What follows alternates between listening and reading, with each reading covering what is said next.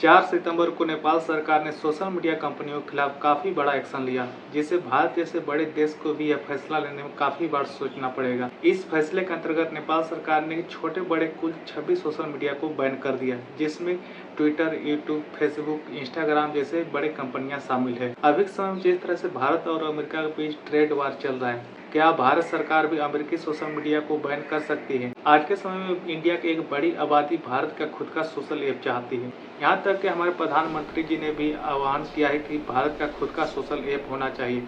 अगर भारत सरकार अमेरिकी सोशल मीडिया को बैन करती है तो हमारे पास क्या ऑप्शन होगा? चलिए इसे हम विस्तार से समझते हैं। हमारे देश के अंदर एक बड़ी मांग उठी कि जब अमेरिका ने भारत पर टैरिफ लगाया तो क्या भारत भी इस तरह के जो अमेरिकी ऐप हैं, फेसबुक है, यूट्यूब है, इंस्टा है, ट्विटर है, इन पर बैन लगाने की हिम्मत कर सकता है? क्योंकि बदले की कार्रवाई तो यही होगी। ऐसा सवाल हम क्यों कह रहे हैं? क्योंकि मेटा यानी कि फेसबुक की कंपनी और यूट्यूब यानी गूगल भारत से बड़ा सारा पैसा कमाते हैं। जैसे मेटा ने भारत से $2.7 बिलियन पैसे कमाए एडवर्टाइजमेंट के माध्यम से, वहीं यूट्यूब की अगर हम बात करें तो उसने 14,300 करोड़ रुपए इंडिया से 2024 में कमाए। ऐसे में जब ये इतना पैसा हमारे यहां से कमाकर ले जाते हैं, और तो और ये तो ये कहते हैं कि हमने पिछले 3 सालों के अंदर भारत में बहुत सारा पैसा बांटा भी है इंडियन क्रिएटर्स को। ऐसे में अगर भारत सरकार इस तरह की कार्रवाई इन कंपनियों पर बदले की कार्रवाई के रूप में कर दे, तो क्या वाकई में भारत इस चीज के लिए तैयार है? तैयार होने के बारे में पता कैसे लगाओगे? पता लगाओगे कि क्या भारत के पास अपने कुछ ऐसे एप्लीकेशंस उपलब्ध हैं क्या?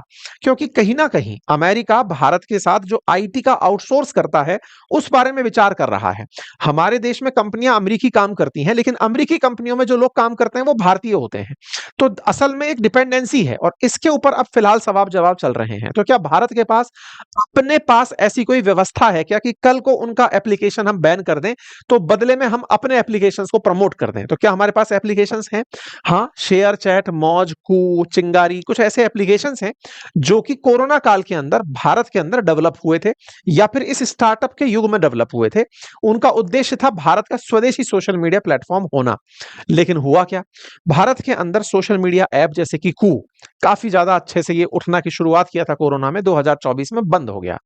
ऐसे ही चिंगारी ने पिछले सालों में अपने कम से कम 50% लोगों को बाहर निकाल दिया। यानी भारतीय सोशल मीडिया प्लेटफॉर्म्स सरवाइव ही नहीं कर पा रहे हैं। ऐसे ही शेयर चैट ने भी अपने 5% लोगों को निकाल दिया। कुल मिलाकर के भारत के अंदर जो भारतीय कंपनियां हैं वो अच्छा परफॉर्म नहीं कर पा रही हैं। और अगर कल को भारत सरकार ने नेपाल की तरह अगर सोशल मीडिया प्लेटफॉर्म्स पर बैन लगा दिया तो यहां पर तो बहुत ज्यादा प्रदर्शन हो जाएंगे, क्योंकि इन दिनों सरकारें हमारे यहां सोशल मीडिया के थ्रू चल रही हैं।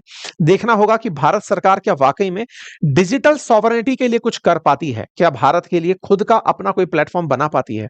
ये ऐसे समय में उठा सवाल है जब भारत में हाल ही में भारत का ही सर्च इंजन बनाने को लेकर के एक प्रतियोगिता रखी गई थी, और उस प्रतियोगिता में प्रथम विजेता को बड़ा पुरस्कार भी दिया गया था। लेकिन बाद में पता चला कि जिसको पुरस्कार दिया गया वो फर्जी निकला। मतलब कि उसने जो प्लेटफॉर्म था वो कहीं और का कॉपी पेस्ट करके बैक कोड से लिख करके इनको दे दिया था। खैर, भारत सरकार विचार तो करती है, लेकिन एग्जीक्यूशन में इसके बहुत सी चुनौतियां हैं। आपको क्या लगता है, क्या भारत को वाकई में अमेरिकी कंपनियों से निपटते हुए भारत का एक ग्लोबल सोशल मीडिया प्लेटफॉर्म बनाना चाहिए, जैसे कि चाइना ने अपना टिकटॉक या फिर वीचैट जैसी चीजें बनाई हुई हैं? तो चैट वाइज इस पर काम करना शुरू कर दिया गया है, और अभी के समय में थोड़ा सा हमारा ऐप मेंटेनेंस में है, तो आप सभी चैट वाइज से जुड़िए और इसे सपोर्ट कीजिए। तो चलिए हम जल्द ही आगे के अपडेट देंगे। सो मिलते हैं वीडियो में। Thank you.